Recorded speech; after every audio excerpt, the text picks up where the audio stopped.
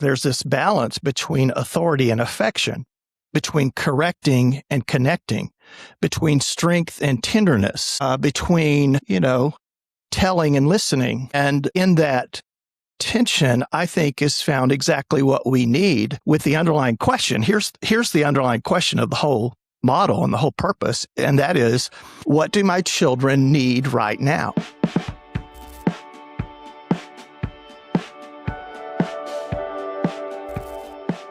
Welcome back to Raising Men. Now, on today's episode, we're going to dive into what it takes to stop parenting on autopilot and start trying to build an intentional roadmap for yourself and for your kids. Joining us is Dr. Mike Ayers. He's the author of a book called Father Friend: How Intentional Dads Lean In, Lead Well, and Love Big at Every Stage.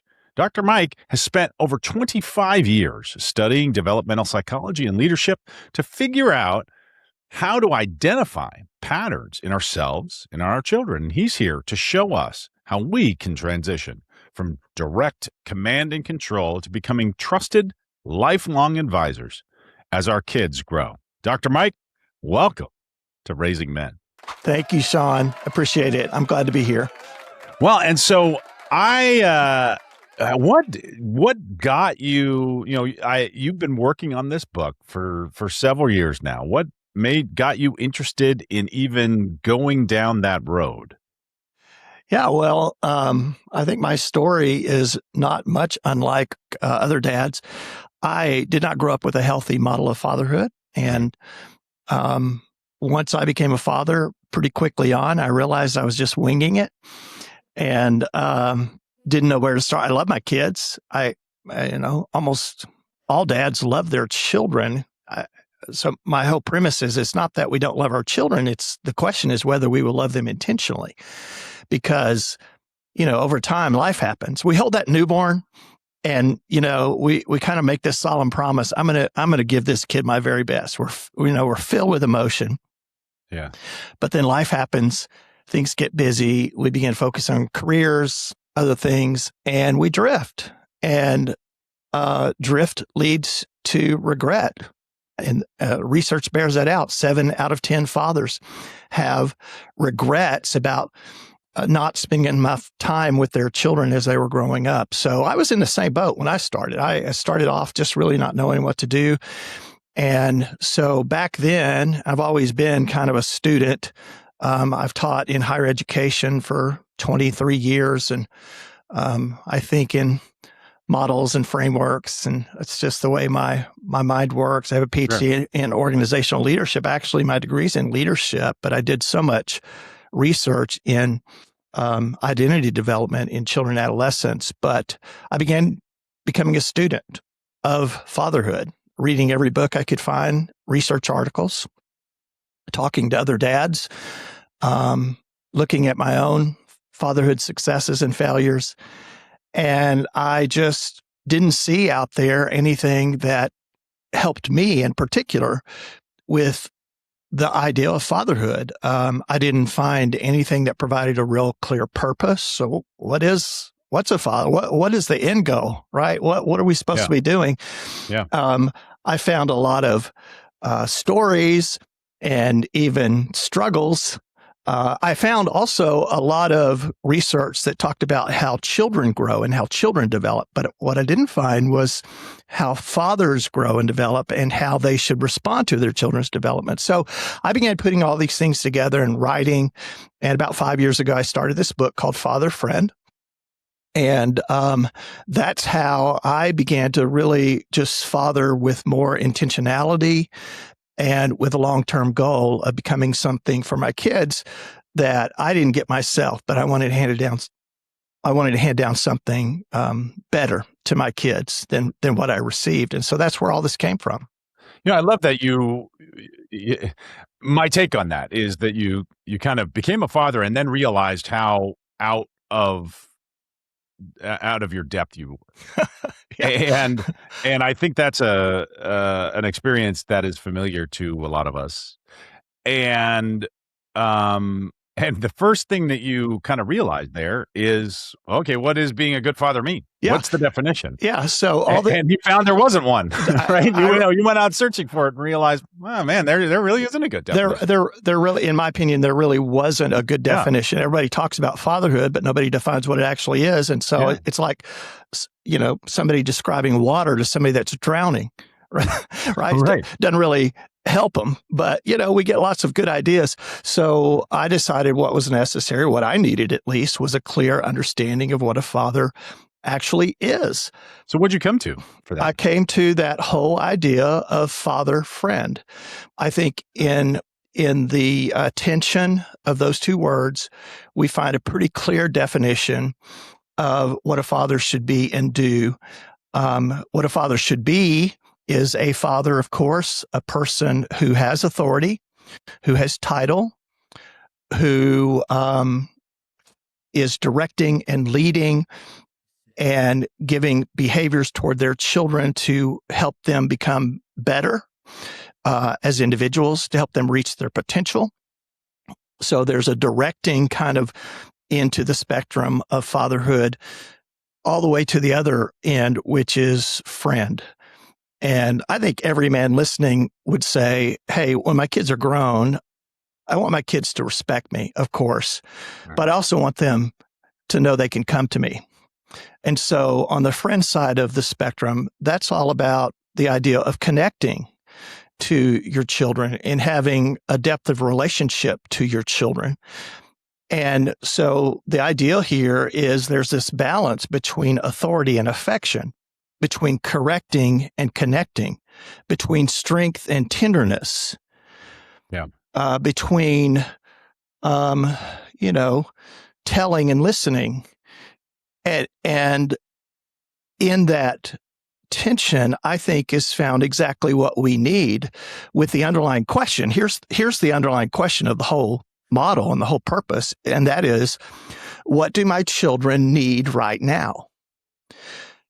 And one of the things that struck me about the model when I first listened to it, and it's something that I thought was profoundly simple, which by what I mean by that is that it's simple without being obvious. Yeah. And that is that your relationship with your children is different based on how old they are. They need different things as they grow, and your role changes over time. And that seems so obvious in retrospect, and I'm not sure I would have been able to put it like that before encountering that concept. And so you've defined 4 different stages that we go through. Tell us about that. Yeah, and really the father-friend model grew out of my leadership experience. I'm sure you've heard of Ken Blanchard in the leadership space. Years ago, he developed a situational leadership model. And all that is based upon a theory of leadership called the social theory of leadership that's about exchanges between the leader and the follower. Right. Old day leadership was, hey, you tell the follower what to do and they line up, right? Well, Blanchard came across this concept that says, hey, you lead based upon the developmental level of your followers. Any good leader adjusts his leadership depending upon the person they're leading, right? Right. Makes sense to us in business and leadership. We know this is intuitively true. And Blanchard said, hey, based upon the level of competence and confidence that an employee has, you change your behavior on the spectrum of directive behavior or supportive behavior. You give to your followers what they need. So the mindset is really more of a servant leadership. It's not a top-down model, but it's a bottom-up model to give to those that we're leading what they need. The same is true with fatherhood, because if a father is anything to his children, he's a leader of his children, sure. Right? Yeah, right. That's it. And so the ideal here is based upon where my children are in their development, a dad needs to give to that child something different at these different stages. All of this is based upon research, by the way. It's not just made up by me. I did a ton of developmental research about, well, what is actually needed in these different phases. So yeah, a child needs different things at different stages. I like to say the love of a father never changes. It's not like you're reinventing yourself, but the focus of your leadership changes during these different stages. And I think that's really important for dads to get, again, because many dads are comfortable giving one thing, regardless of, where their children are. I found that some dads are very comfortable confronting and that authoritative type of leadership style. Other dads are comfortable being their child's buddy. But the question that we ask is, what does my child need right now at this stage of their development? Not what do I feel like giving, or what does my child want? So the model is a call for a father to grow. It means we ask a question, and that question is, what does my child need? And then I grow to the point where I'm willing to give that, even though it may not be comfortable, because that's what my child needs. And that's what love is. Love is giving to someone what they need when they need it. Mm-hmm. Yeah. Man, I like that definition too. So there's two things that really resonate with what I have seen during this Raising Men project, with that. And the first that I'll mention is a lot of things start with definitions. It's very important to get the definitions down and to be very clear about what you mean. And so you've done that. This is what we mean by fathership. This is what we mean by love. And because a lot of times we muddle through our lives without, kind of having a vague sense of what the thing is, but not being able to put it into words. Mm-hmm. And if you can't put it into words, then it's not really in your prefrontal cortex. It's in your Conan brain. And the other thing is, and this theme is so constant in this whole project, which is that everything is attention. Mm-hmm. Everything is attention. Mm-hmm. And so being successful at turning your boys into thriving young men is all about managing those tensions. And you talk about the tension between authority and connection. Mm-hmm. And there is a big tension between those things. It does not feel like connection when you are getting onto your son about, hey, you can't be doing this or you can't be doing that.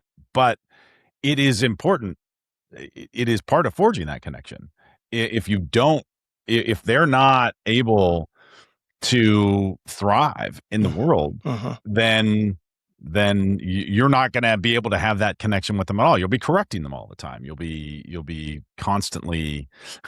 I'm reminded when I first got a dog, a friend of mine turned me on to a book by a group called the Monks of New Skeet. And these are a group of guys in upstate New York that are actual legit monks, from what I understand. And they raise German Shepherds. And they tell a story in the book about where there's a woman that came to get a dog from them.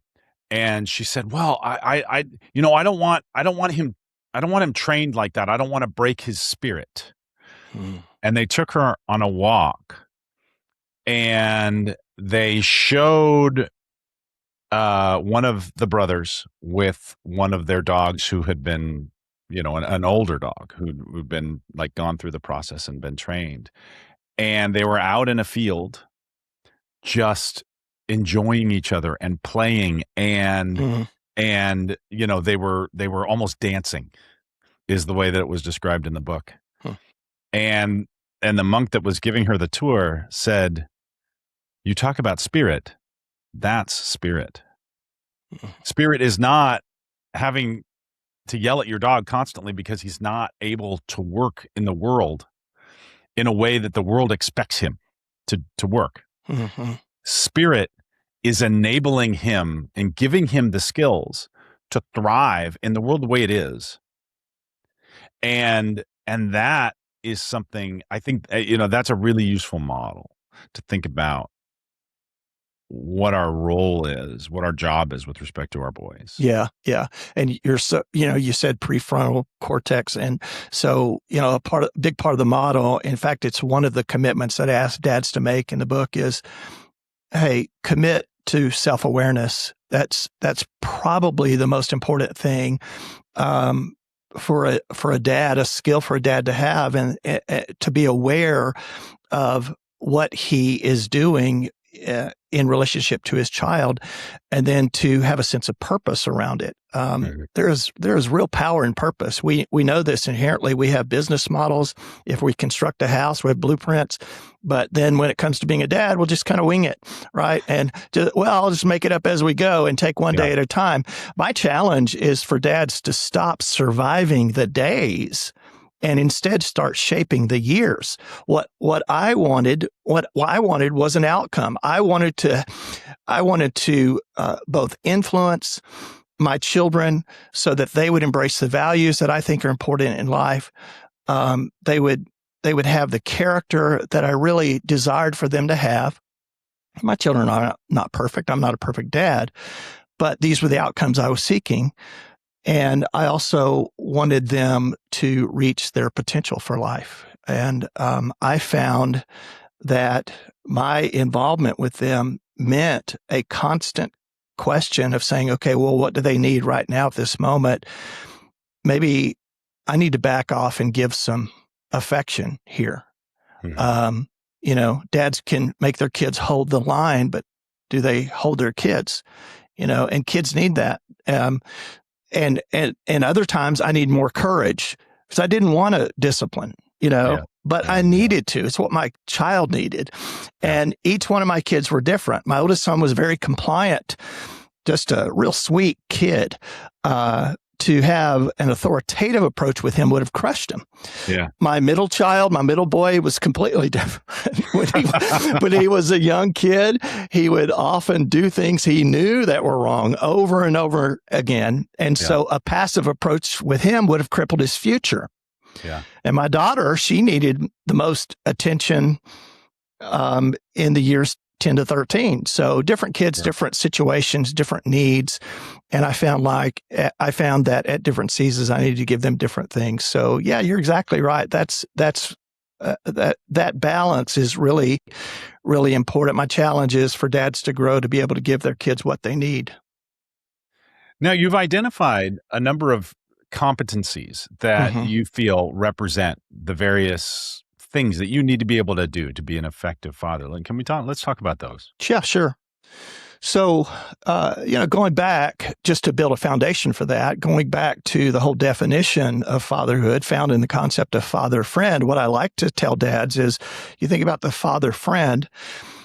To me, it involves really these three things. That is to lean in with presence. Nothing is more important than being there, right? I think we all know that.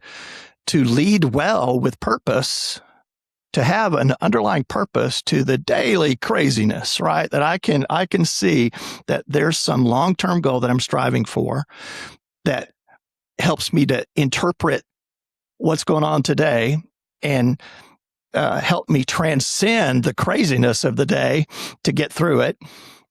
So to lean in with presence, lead well with purpose. And then I say, love big with passion. Just love your kids. Just extravagantly love. I'm not talking about giving them everything, buying them stuff. They should have no doubt in their mind that you as their father are committed to their well-being and you love them with your whole heart. So with that foundation, that definition, I developed the 4-stage model, but then the 7 competencies are what I say is necessary to live it out. Those competencies are self-awareness, first of all. That's the first on the list. To grow as a man, not just develop skills as a father. And because children, this, Shaun, children have a way of pushing buttons. Children have a way of poking around and causing us to need to grow in our character. I talk about this all the time. So I'm not an angry person. I don't get angry at people very often. I don't either. And this actually was maladaptive for me when I first had kids because I never had to develop the skills of managing anger.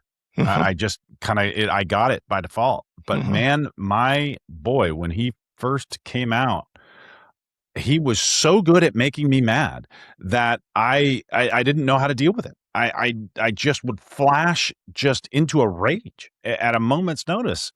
And man, I had to learn. I had to figure out how to manage that. It's amazing to me how that happens, and it's just a part of life. And I really came to believe that God had put me on this earth not just to change my kids, but for them to change me. So, certainly, self-awareness, and then the second competency is affirmation. I try to instruct men on how to just affirm their children. I think we can get in modes as dads where we're constantly critiquing, seeing what's wrong instead of what's right with our kids. I talked to one dad after a parenting conference that I taught, a workshop I taught. He came up to me because I was talking about this thing that I call projected vision, that our kids begin to see themselves the way that we see them. Oh, yeah. And it doesn't have to be with our words. It's our tone. It's our attitude toward them. They begin picking up on these signals. This dad came up to me at a break and said, "I'm that guy." I said, "What do you mean?" He said, "I don't think I like my daughter." And he began crying. He just came to the realization that over time she was different than he was, had a different personality. He had become critical of her. That was his filter through which he saw her. He came to the realization, I love my daughter, but I don't think I even like her. And she picked up on those signals. So I really try to train men in particular on that soft side of giving affirmation to our kids.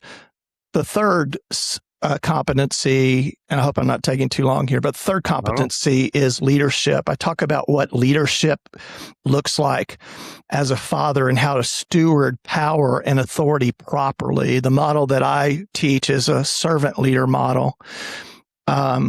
We use power and authority for the sake of others, and we use it for the sake of our kids.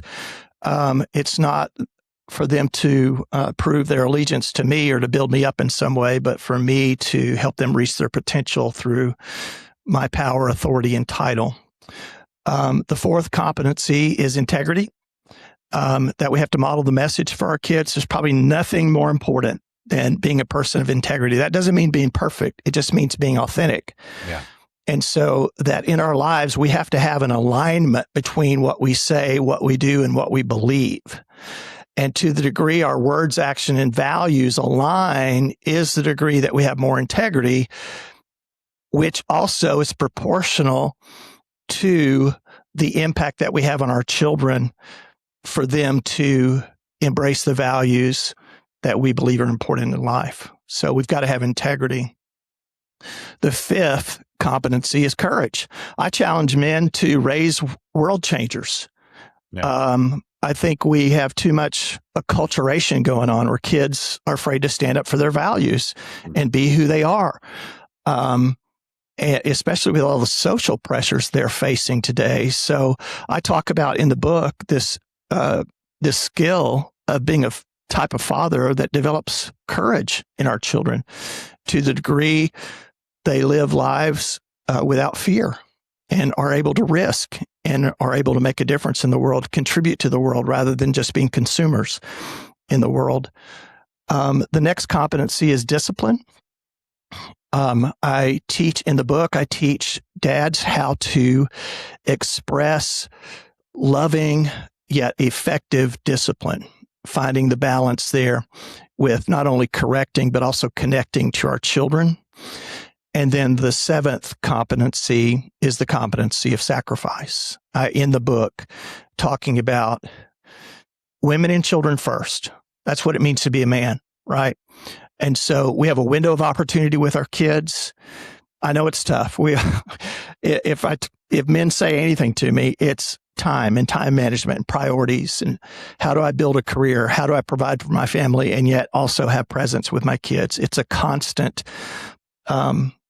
tension to manage. That's for sure. And so what I try to do at the end of the book is just inspire men to the idea of time is passing quickly. Leverage your life. There's nothing going to be more meaningful in the end.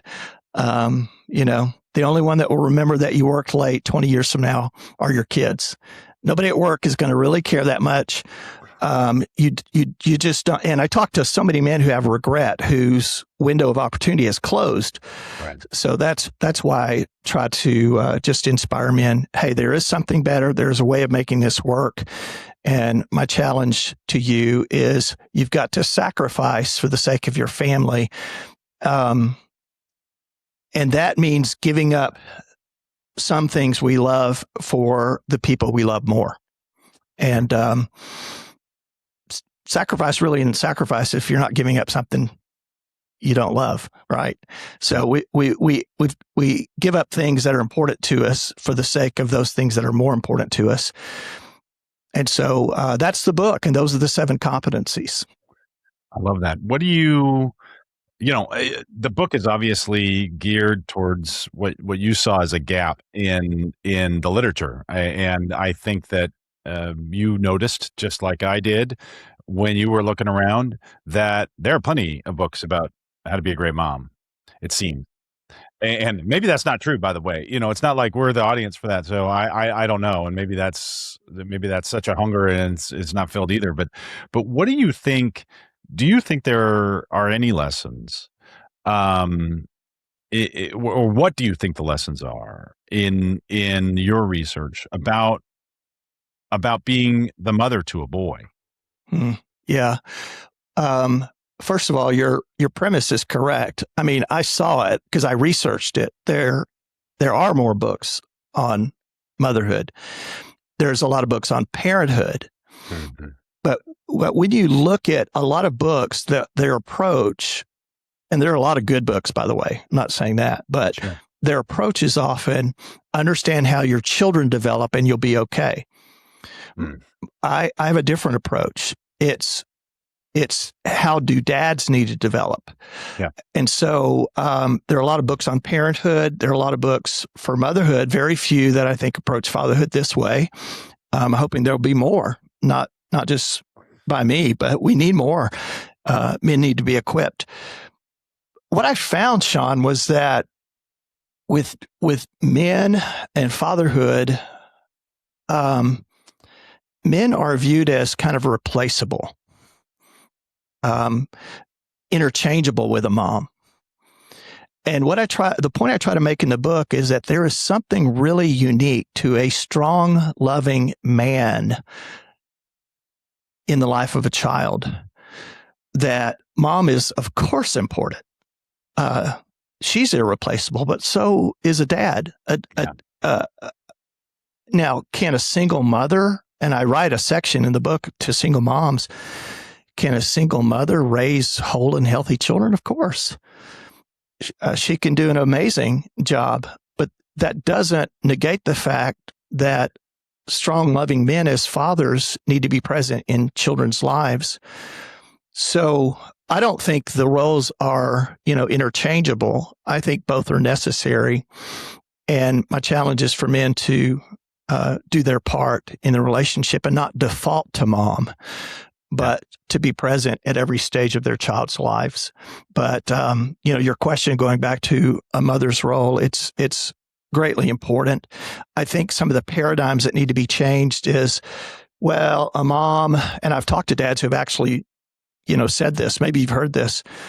Well, I'm the discipliner and the mom is the comforter. Yeah. Right. That's a big mistake. Daddy, mama for comfort, daddy for body slam. Yeah, exactly. Dad's the hammer, and mom's the comforter in all that. You're really giving your child a skewed view of what it means to be a man and what it means to be a father eventually. Right. So, both need to do both. Yeah, I think that's right. That's a really good point.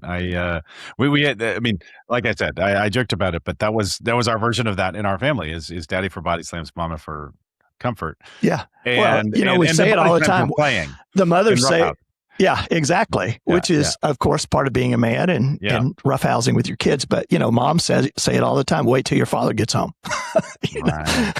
That was definitely, I did a Father's Day episode with my dad.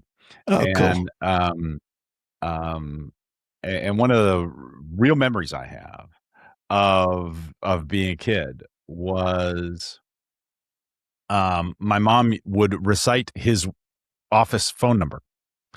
If I was starting to get out of line, she would say 768-2153.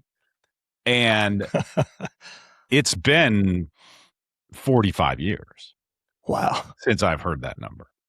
And I still remember it to this day. Sure. Because it was, I'm going to call your dad. And the way that it worked in my family is that my mom would send me to my room for 15 minutes. My dad would send me to my room for 15 days. Right. So as soon as he got involved, it got amped up to 11. Right. And so, and that was the dynamic. But,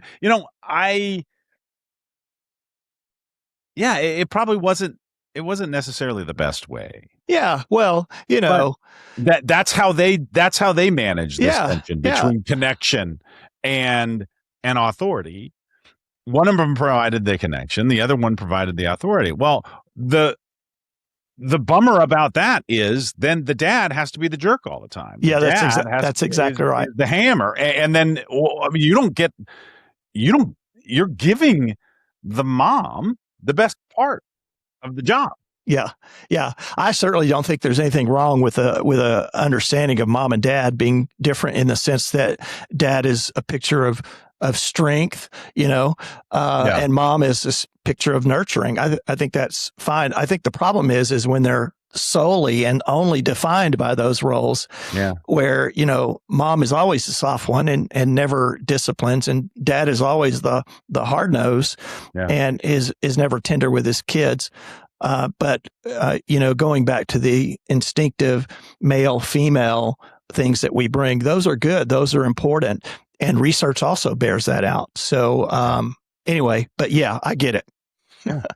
Yeah. Each parent kind of has their unique, and it comes down to the individual too, right? You might find that you as a dad happen to be a lot more suited to this, to the connection side of that tension, and the mom has more of the authority bit. But you don't want to pigeonhole each other. No, I tell dads all the time, I said, listen, your kids are not going to remember everything you say, every lesson you give them, every talk that you've given them, but they will remember how you made them feel. That's for sure. Right. And psychologists call it emotional memory.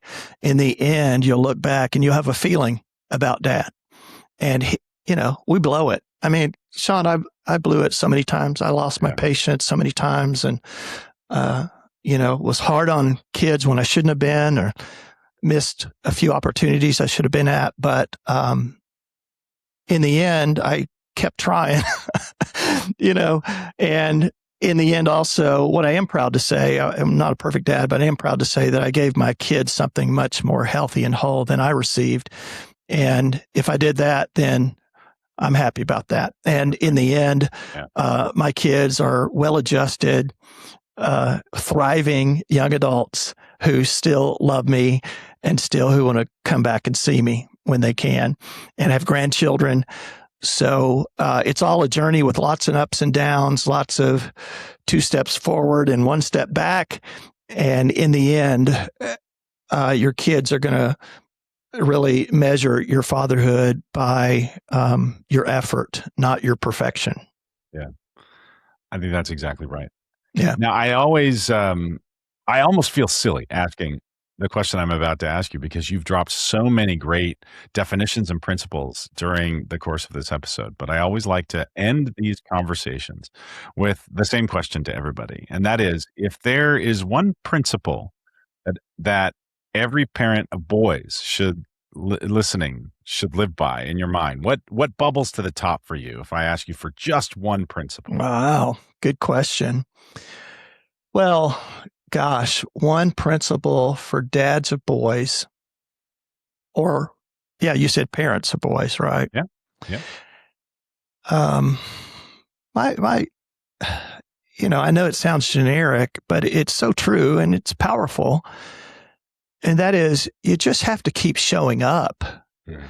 You just have to keep showing up with your presence. You have to show up after you blew it. You have to show up after a bad day at work. You have to show up when your child is disobedient. And you want to withdraw emotionally from them. You just have to keep showing up. And I think presence, there's nothing more important than that. And so the commitment of being present, and I'm not just talking about, being at the house or being in the room. I'm talking about being emotionally present, because you can be present.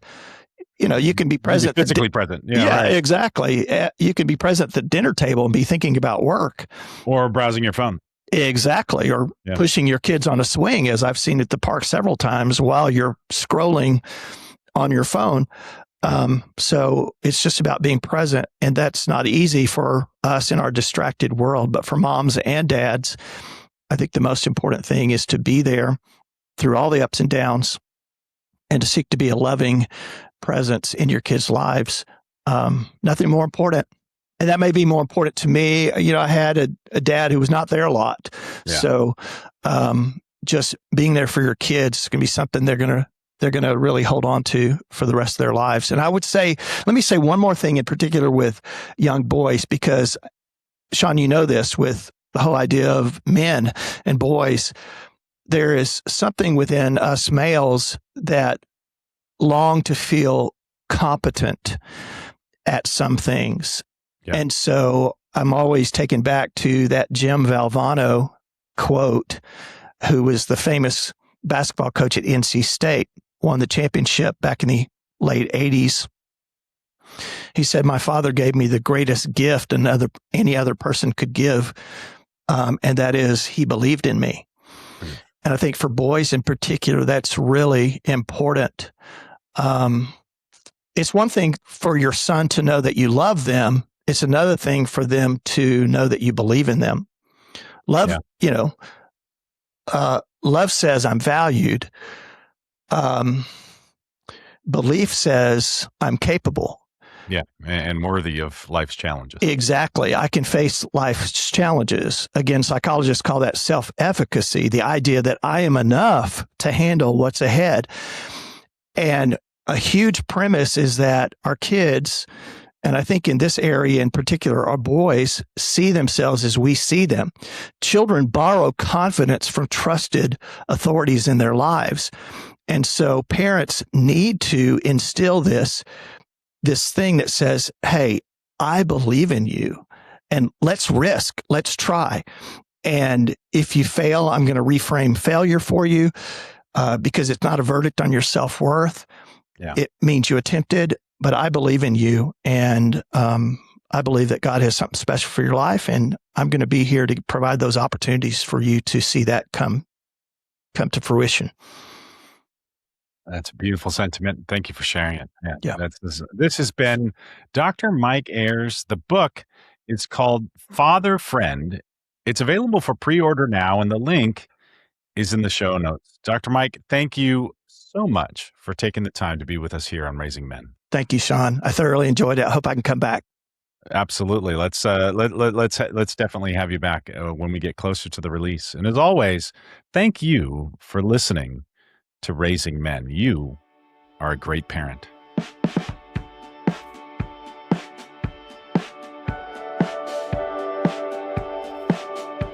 Raising Men is produced by Fiel Hernandez. This episode was edited by Ralph Tolentino.